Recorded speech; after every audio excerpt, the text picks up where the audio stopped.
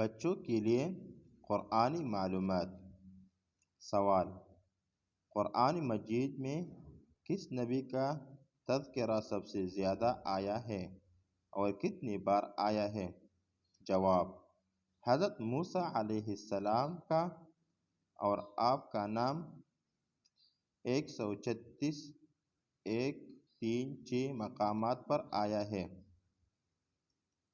سوال: قرآن مجید کی وہ کون سی صورتیں ہیں جن میں لفظ اللہ نہیں آیا؟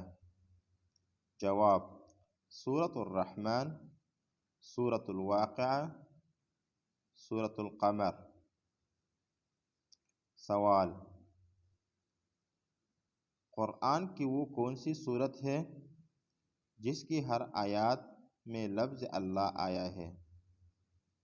جواب: سورۃ المجادلہ۔ سوال: سورۃ عبس میں